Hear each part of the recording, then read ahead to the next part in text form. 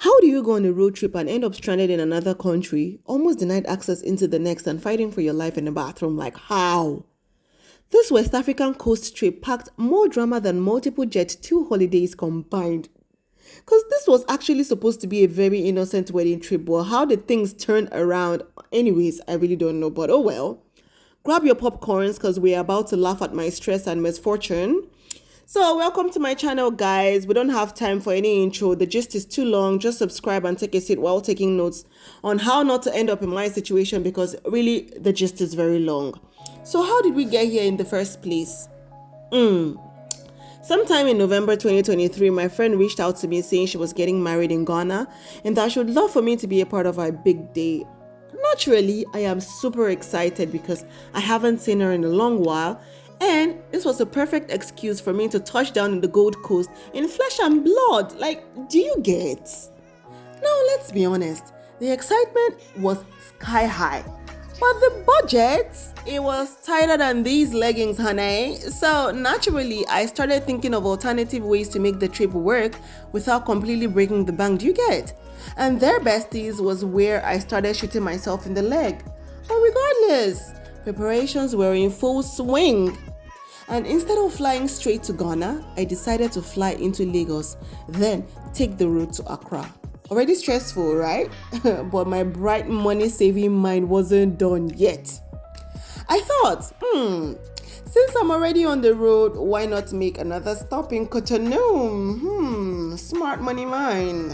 In my head at that time, it made perfect sense because I would save some money, see another country, and still make it to Ghana. But what I didn't realize that I wasn't actually saving money and I was just preparing for the stress, and you would see how and why. Looking back now, the red flags were all up in my face, but I mean, violets are blue, let's keep it rolling. Cause a few days before the trip, I got ill. Then the night before my flight, I didn't sleep at all because I was still finishing my dress for the wedding. I am not even exaggerating when I tell you that I was still sewing till about 5 a.m. I still had pins in my dress.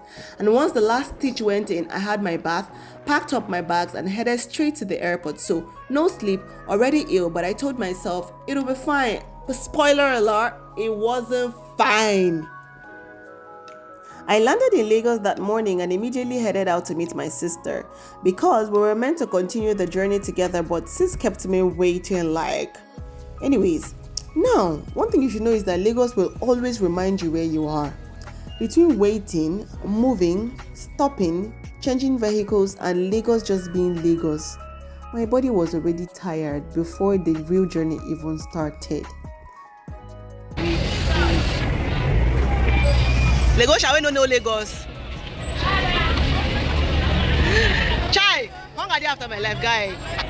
We immediately got onto the road, headed towards Badagry after a little ruckus with the conductor who charged me for my box but didn't anchor it on the vehicle that was riding at 80 kilometers per hour. Like, let's not get into it.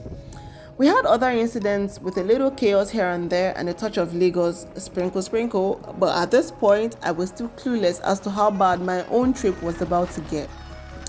We finally arrived at the Nigerian-Benin border early in the evening after a few hours on the road that was riddled with numerous pointless immigrations and custom stops and pointless traffic. But at this point, I was already extremely tired. I was very hungry. I was running on zero sleep, and to make matters worse, I was dealing with period cramps that just started. Like, I kept thinking like, can I just get to where I'm going to because my day is already like getting, I don't know. So, anywho, at the border, things began to switch up. I approached the immigration desk. And then the officers there asked me the usual questions, my travel details, where am I headed to, where's my destination, am I going beyond Benin Republic, where's my immunization card. Mind you, I made all this information available, which should be routine, right? I thought wrong. Then one of them goes ahead to casually ask me, Madam, shebi you know say you go need show us something so that we go disvirgin this your passport never disvirgin before. I was like, pardon? Am I hearing right? Or this has to be a joke? Like, surely it is a joke. But I was wrong. They were actually not joking and they were like dead serious. I was like, okay, so how much are we talking about? He said 3,000 naira to stamp my exit out of Nigeria. I was like, mind you, I already told you I was like extremely exhausted. And I've crossed international borders by road before, so this was like super new to me. But because I didn't have energy to argue, because I'd always get time for this kind of conversation. But today wasn't the day, so I just like negotiated the money, paid them something. They stamped my exit out of Nigeria, and then I headed to the other side of the border, which was the Benin Republic border.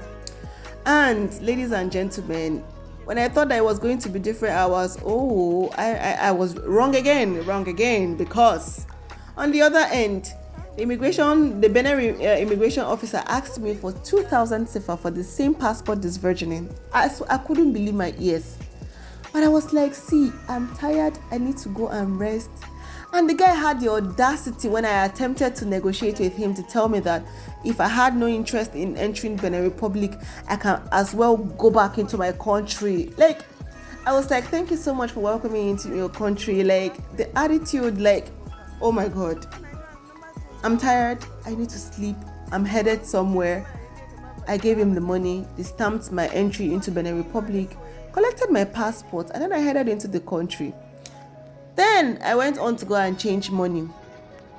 Thankfully, my sister was there because she speaks French, so none of them could swindle me. But those mofos at the border, that's the worst place to change money ever. Like, guys, don't do it. If you can avoid it, don't do it. Now, the next big hurdle was getting a ride into Cotonou.